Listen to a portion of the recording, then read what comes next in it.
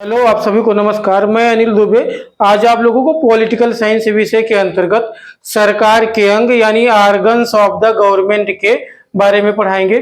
किसी राज्य में जब वहाँ शासन सरकार होती है तो शासन और सरकार के राज्य के कार्य को करने के लिए तीन अंगों की जरूरत होती है। सरकार को विधि बनाने के लिए एक विधि निर्माण संस्था की जरूरत होती है और विधि के बनाए हुए विधि के अनुसार नियमों और कानूनों को लागू करने के लिए कार्यपालिका होती है और उस बनाई गई विधि के अनुसार न्याय करने का काम न्यायपालिका का काम करती है। तो आप देखिए आज ऑर्गन्स ऑफ द गवर्नमेंट सरकार के कौन कौन से अंग होते हैं और उन अंगों का क्या क्या कार्य होते हैं इसके बारे में आप लोग आज पढ़ेंगे। तो कि सभी राज्य में एक होती है गवर्नमेंट, ठीक है, गवर्नमेंट होती है।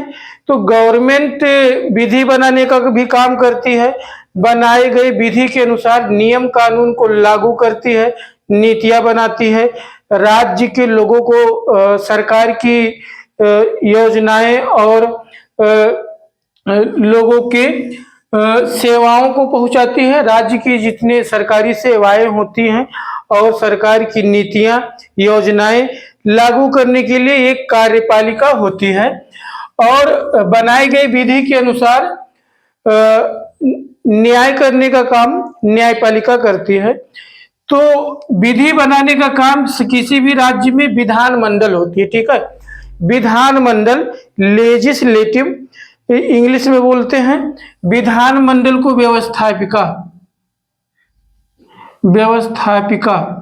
भी बोलते हैं, ठीक। तो विधान मंडल यानी व्यवस्थापिका लेजिस्लेटिव इंग्लिश में बोलते हैं। तो ये विधि बनाने का काम करती है, राज्य में आवश्यक नियम कानून का निर्माण करती है, उसमें संशोधन करती है। अब भारत के संदर्भ में देखा जाए तो भारत में विधायिका यानी लेजिस्लेटिव विधि निर्माण संस्था कौन है, ठीक, तो संसद है, संसद। पार्लियामेंट पूरे भारत के लिए विधि बनाती है, उसमें संशोधन करती है और नए नियम कानून यदि भारत में किसी भी प्रकार के नए नियम कानून की आवश्यकता है तो भारत सरकार के लिए जो नियम बनाने का काम करती है उस संस्था का जो नाम है पार्लियामेंट, ठीक है। पार्लियामेंट विधि बनाने का काम करती है, इसी को व्यवस्थापिका भी कहते हैं, विधायिका भी कहते हैं, इंग्लिश में लेजिस्लेटिव कहते हैं, ठीक। अब कार्यपालिका क्या है? कार्यपालिका राज्य में विधान मंडल द्वारा बनाए गए विधि के अनुसार राज्य में लोगों के लिए राज्य की जो सेवाएं होती हैं उसको पहुंचाना, राज्य के लिए नीति बनाना, पॉलिसी बनाना और उसी नियम के अनुसार संसद द्वारा बनाए गए राज्य के नियम के अनुसार शासन करना और नियमों को लागू करने का काम करती है, ठीक। अब भारत के संदर्भ में देखा जाए कि बताइए कार्यपालिका कौन है, कार्यपालिका में कौन कौन लोग आते हैं, ठीक।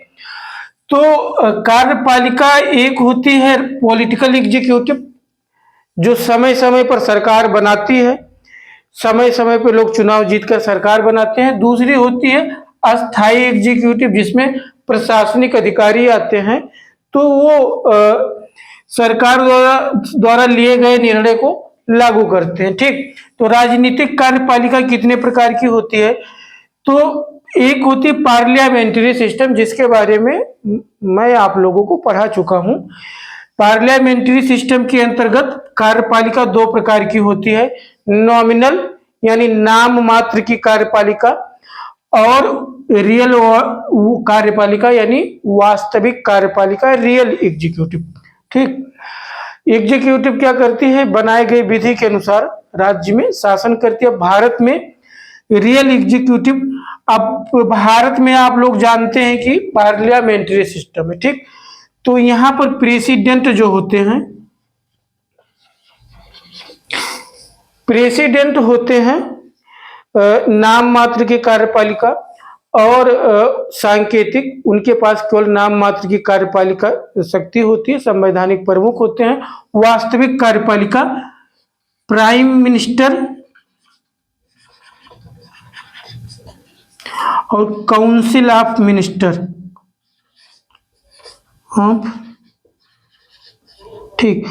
जो भारत सरकार की मंत्रिपरिषद होती है, मंत्रिपरिषद जो बनती है वो संसद के सदस्यों में से बनाई जाती है, वो कार्यपालिका होती है। और कार्यपालिका ही सरकार का निर्णय करती है, नीतियां बनाती है, योजनाओं को लागू करती है। तो कार्यपालिका में, भारत में पूछा जाए कि भारत में कार्यपालिका कौन है, तो भारत में कार्यपालिका प्राइम मिनिस्टर और काउंसिल ऑफ मिनिस्टर्स हैं। ठीक।